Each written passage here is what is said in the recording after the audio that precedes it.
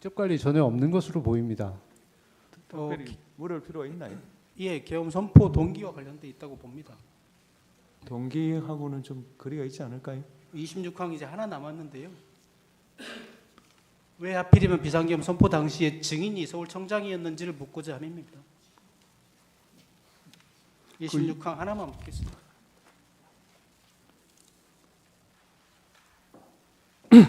그 정도만 하시죠, 뭐. 네? 네, 알겠습니다. 그 뭐 객관적인 사실은 다 뭐 알 수 있는 거 아닌가요? 예. 여기까지 제가 좀 추가했습니다. 네. 시간 남아 있습니다.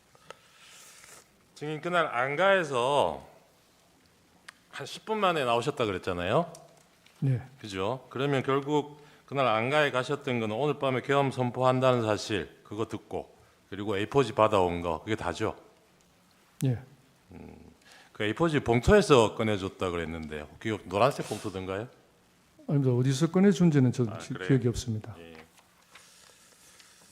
아까 저 표창구인 신문에서 계엄 선포된 게 뭐 10시 23분이라고 보고 10시 47분경까지는 신분 확인하고 들여보내는 주는 그러니까 출입을 허용하고 있지 않았느냐 이렇게 말씀하셨는데 기동대 배치 완료된 게 22시 47분경인 거죠. 예. 그 전에는 아직 상황 돌입이 안 된 거고 예. 기동대 배치되면서는 바로 전면 통제했던 거죠. 그랬다가 11시 6분 돼서 일시 해제했던 거고. 예. 그죠. 그다음에 정말 이걸 국회 외곽을 제대로 통제하려 그러면 뭐 40개, 60개 기동대 2천 몇백 명, 3천 명 이렇게 필요하다 이런 취지로 말씀하셨는데 그 실제로 여기 투입됐던 기동대가 6개잖아요. 예. 여의도에 인근에 있던 5개 하고 광화문 타격대인가요? 한 개 와서 예. 6개 된 거잖아요. 그 전체를 통제하려면 그 정도 인원이 필요한데 6개 대대만 기동대만 증인이 그렇게 준비하라고 지시해놨던 거는 대통령이 정말로 비상계엄 선포할까 이런 생각하셨기 때문 아니에요? 그것도 형사재판 관련이라서 제가 말씀드리기 곤란합니다. 그리고 아까 처음에 11시 6분인가요? 7분인가요? 일시 해제할 때 그때 증인하고 참모들이 논의한 게 이게 계엄 선포가 됐지만 국회의원들이 계엄 해제 의결하는 거는 이건 막을 근거가 없다. 그게 제일 큰 논거였죠. 이 사람들은 들여보내줘야 된다. 예. 그래서 청장에게도 그렇게 건의를 하고 청장도 허가를 해서 들여보내줬던 거잖아요. 예. 근데 이게 2차 통제로 다시 바뀐 거는 포고령 나오고 나서죠. 예. 포고령 1항 기억나시죠? 첫 번째 항. 국회를 포함해서 정치활동 전면 금지한다. 예. 예. 그 2차 전면 통제하신 거는 계엄 해제 국회의원들이 계엄 해제 의결하러 국회에 들어가는 상황은 마찬가지였는데 이 포고령 1항 때문에 결국 다시 전면 통제로 돌아갔던 거죠. 포고령 1항이 말하자면 우선한다고 판단했던 거죠.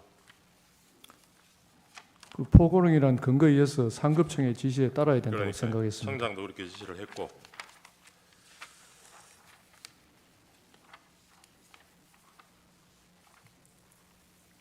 그 청사로 돌아오셔가지고 이 계엄 해제될 때까지 쭉 그 8층 상황 통제실에 계셨던 겁니까? 아닙니다. 주로 집무실에 있다가 집무실에 예, 있다가 계엄 선포 이후에 상황실로 이동했습니다. 그러면 이게 경찰에서 전면 통제했다가 일시 해제하고 다시 2차 전면 통제하고 하고 이런 게 그 상황실 모니터에서 실시간으로 보여지고 있었습니까? 확인이 되는 상황이었습니까? 그런 것들을 제가 실시간으로 확인하지는 않습니다. 지시를 하면은 이제 무전으로 그런 것들이 지시가 아까 그 내려가기 A4지에 때문에 200 국회 그리고 뭐 장소는 아까 증인 경찰 그 조사 검찰의 진술은 구체적으로 기억은 안 나지만 한 10곳 정도 된다고 진술을 하셨어요. 그게 다 그렇게 시간, 장소 이런 식으로 돼 있었던 거죠, 배열이. 예. 그러면 근데 증인이 실제로 경찰 출동을 준비한 거는 보면 국회만 준비하셨던 것 같기는 해요. 그죠? 다른 데 준비하신 데가 있습니까? 경찰 출동을 다른 장소에 국회 말고. 없습니다. 그죠? 그러면 이 A4지에 10곳 적혀 있던 이곳은 증인은 이거는 출동 주체가 경찰이 아니고 군이라고 생각하셨던 겁니까? 아니 특별히 그런 인식은 없었습니다. 근데 대통령이 피청구인이 국회에 대해서는 그 특정을 하셨잖아요. 국회에 갈 테니까 질서 유지를 위해서 경찰 보내서 잘 통제해달라 이 얘기는 했다는 거잖아요. 예, 그 국회 국회 부분이 국회 부분이 국회가 제일 어수선할 수 있다고 이렇게 계엄이 네, 선포되면 판단했습니다. 왜 사람들이 국회로 몰려올 거라고 생각하셨어요? 당연히 뭐 정치의 1번지 정치의 장이니까 뭐 그렇다고 생각했습니다. 그 2차 전면 통제할 때 전면 통제하되 전면 통제는 국회의원도 들여보내지 말라는 거죠. 그런데 한편으로 또 물리적 충돌은 피하라 그러셨다고요? 그런 지시 같이 하셨습니까? 예, 그러면 그 출입 통제에 응하지 않고 거기 뭐 저항하거나 강제로 진입 시도하는 사람들은 어떻게 하라는 얘기인가요?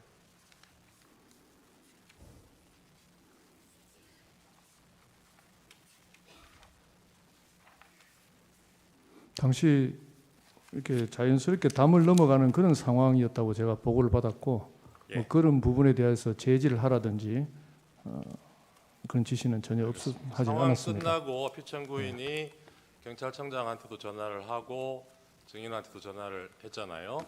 그 증인은 이제 증인 통화 내용만 아실 텐데 그 조지호 청장은 그때 뭐 덕분에 일찍 잘 해제됐다 이런 취지로 얘기하니까 조지호 청장 그걸 뼈 있는 말로 받아들였다 이렇게 얘기를 해요. 증인은 근데 액면 그대로 받아들였다는 거죠. 문구 그대로. 예, 저는 뭐 특별히 다른 생각을 하지 않았습니다. 그렇게 격려를 해주시니까 고맙던가요? 격려 차원보다는 그냥 하시는 말로 들었습니다. 예, 저도 마지막으로 하나만 더 묻겠습니다. 아까 FTX 훈련 이런 비상 사태를 대비한 훈련 상황에서 주요 언론사, 뭐 어느 언론사를 상대로든 단전 단수 조치하는 훈련 해본 적 있습니까? 전혀 없습니다. 피청구인은 이 사건 비상계엄이 경고형으로 한 것이라고 주장하고 있거든요. 그런데 단전 단수 조치를 만약에 한다면 없던 혼란도 생기는 거 아니겠어요? 뭐 제 판단을 말씀드리는 건 적절치 않다고 봅니다. 예.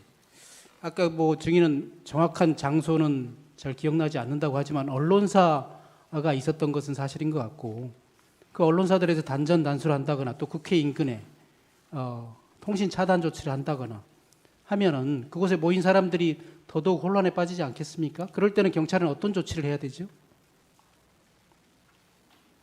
단전 단수 조치를 해서는 안 된다고 생각합니다. 그렇죠. 어떤 사람들이 모이고 있는 혼란 상황이 있다고 하더라도 단전 단수 조치가 이루어지면 더더욱 혼란에 빠지겠죠. 예. 마치겠습니다. 하나만 좀 마지막으로 저희 신문화 상기 중 오늘 제출한 63호증의 일입니다. 증인 추신문에서 그 2차 전면 통제 실시한 23시 38분 이후에 현장으로부터 국회의원들이 들여보내달라고 항의한다는 보고를 받은 적이 있나요? 기억 없다고 답변을 하셨는데 지금 이 사진은 뭐냐 하면 그날 그 나중에 발언은 나중이죠. 12월 13일 날 국회 긴급 현안 질의에서 국민의힘 박준태 의원이 이 동영상을 재생을 하면서 국민의힘에서도 그날 이 해제 요구 회의에 참석하기 위해서 저 시간경에 여러 국회의원들이 모여들었다는 거예요. 근데 저기 진입을 통제해서 못 들어갔고 그래서 국민의힘 의원들이 18명밖에 표결에 참여를 못했다는 겁니다. 이런 상황 보고를 못 받으셨어요? 보고받은 기억이 없습니다. 네, 이상입니다.